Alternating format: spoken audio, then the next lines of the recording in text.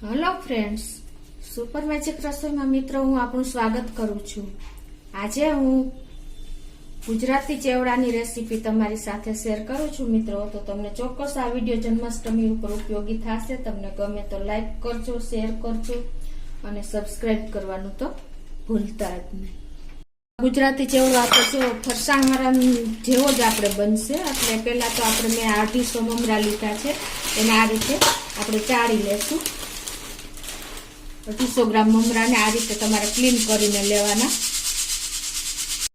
તો જો આ રીતે ચાયરા છે અને આટલો ડસ્ટ જો આપણે નીકળે છે, ચાયડા વગર ન લઈ તો આ બધું અંદર જાય। હવે એ જ રીતે 250 ગ્રામ મેં મકાઈના પૌવા લીધા છે, એને પણ આપણે ચાળી લેશું। તો આ રીતે જો આપણે મકાઈના પૌવા પણ ચાળી લીધા છે। હવે આપણે ચેવડા માટે મસાલો બનાવશું ઉપર નાખવા માટે। તો એમાં 1 ટેબલ સ્પૂન આપણે આખી વરિયાળી લેશું, 1 ટેબલ સ્પૂન ધાણા, 1 ટીસ્પૂન આમચૂર પાવડર, 2 ટીસ્પૂન ચાટ મસાલો, 1/4 ટીસ્પૂન ગરમ મસાલો, 1 ટીસ્પૂન સંચર પાવડર, 1/2 ટેબલ સ્પૂન આપણે કાશ્મીરી લાલ મરચું પાવડર અને 2 ટેબલ સ્પૂન થી 3 ટેબલ સ્પૂન જેવી આપણે ખાંડ લેશું અને 1/2 ટીસ્પૂન આપણે મીઠું લેશું।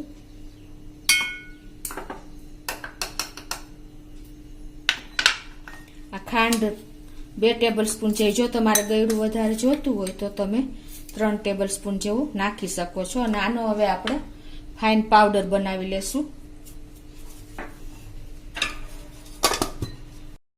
તો જો આપણે એકદમ મસાલાનો ફાઇન પાવડર તૈયાર કરી લીધો છે। હવે આ બાજુ આપણે ગેસ ઓન કરીને 2 ટેબલ સ્પૂન જેવું તેલ મૂકશું અને એમાં આપણે આ તેલ ગરમ થાય એટલે આપણે આગળની પ્રોસીજર કરશું।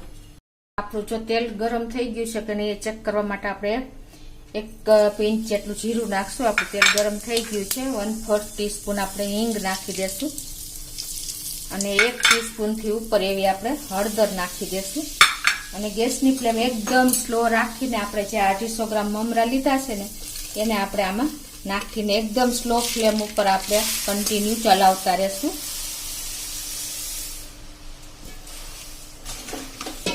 આ રીતે આપણે 4 થી 5 મિનિટ આને આપણે રોસ્ટ કરશું સ્લો ફ્લેમ ઉપર જ।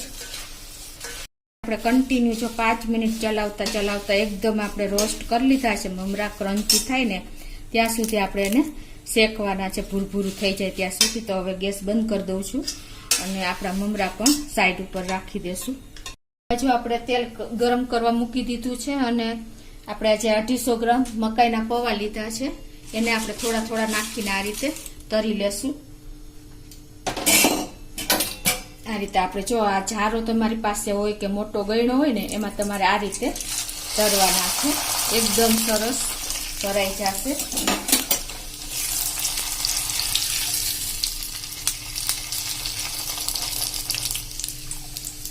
આ રીતે આપણે નિતારીને પછી મમરા ભેગા નાખી દેશું। તો આ જ રીતે આપણે બધા પૌવા તરી લેશું। આપણે મકાઈના પૌવા પણ બધા તરીને આ રીતે મમરા ઉપર જ નાખી દીધા છે। જો મેં આ 150 ગ્રામ મિની ભૂંગરા લીધા છે, એકદમ બાઇટ્સ ટાઈપના આવે છે, એને હવે આપણે તરી લેશું આ રીતે આપણે ચારામાં નાખીને।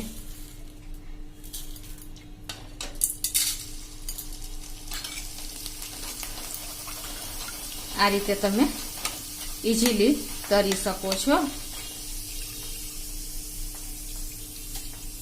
જો આ નાની સાઈઝના બાઇટ્સ ભૂંગરા ન હોય ને તો તમે બટેટાનું ખમણ જે હોય છે એ પણ તમે લઈ શકો છો। તો એ જ રીતે આપણે બધા આ ભૂંગરા તરી લેશું।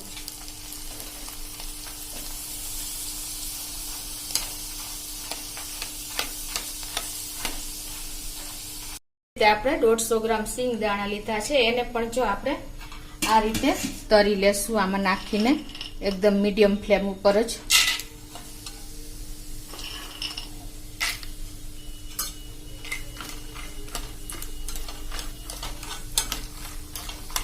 ફ્લેમ ઉપર દાણા તેલમાં આવી રીતે રોસ્ટ કરી લેવાના છે. 1 થી 2 મિનિટ થશે અને એને પણ આપણે આમ ભેગા જ નાખી દેશું. એ જ રીતે હવે જો આપણે આ બીજી બેચ પણ તૈયાર કરી લઈશું સ્લો ફ્લેમ ઉપર. હવે આપણે દાણા તરાઈ ગયા છે. એ જ રીતે હવે આપણે મીઠા લીમડાના પત્તા મેં લીધા છે 10 ગ્રામ, એટલે કે અડધો કપ જેવા. એ પણ આપણે તળી લેશું એકદમ ક્રિસ્પી થાય ત્યાં સુધી, કેમ કે જો કચાશ રહેશે તો આપણો ચેવડો પણ હવાઈ જશે.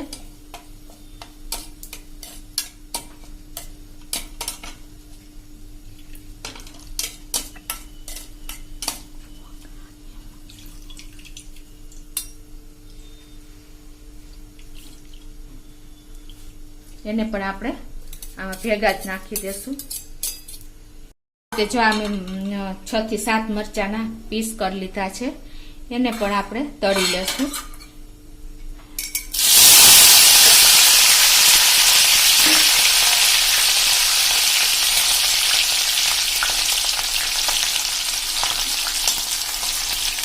એકદમ આપણે ફ્રાય કરી લેવાના છે. જો કચાશ રહેશે તો આપણે તમને કીધું એમ અત્યારે આપણો આખો ચેવડો હવાઈ જાય છે.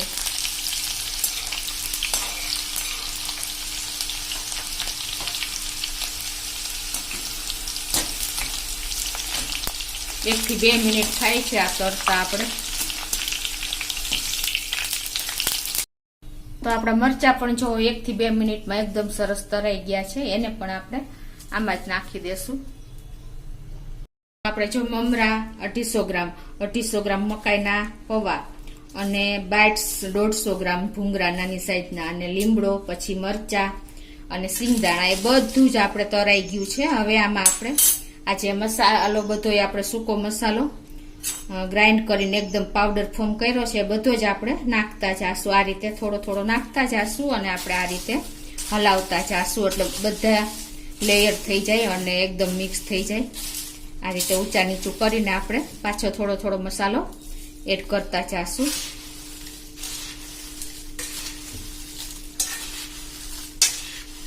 આ રીતે આપણે બધો જ મસાલો જેટલો પીસો છે ને એટલો જોઈ જશે. આપણે માપ સાઈઝ સાથે જ મેં તમને બતાવ્યું છે બધું.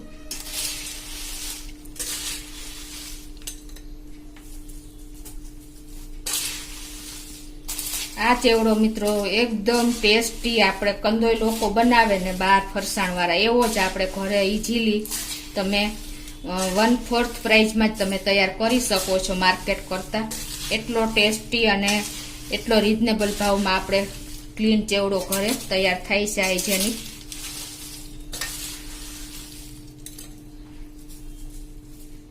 તો આ રીતે આપણે બધું ચેવડો મસાલો નાખીને ઊંચા નીચો કરીને મિક્સ કરી લેશું.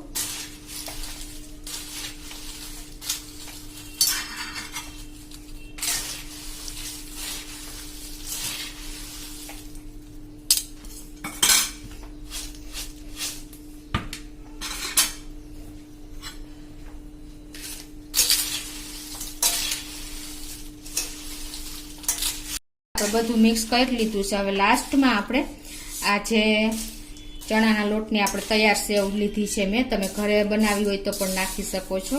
એ પણ આપણે 250 ગ્રામ લીધી છે, એ પણ આપણે આમાં મિક્સ કરી લેશું.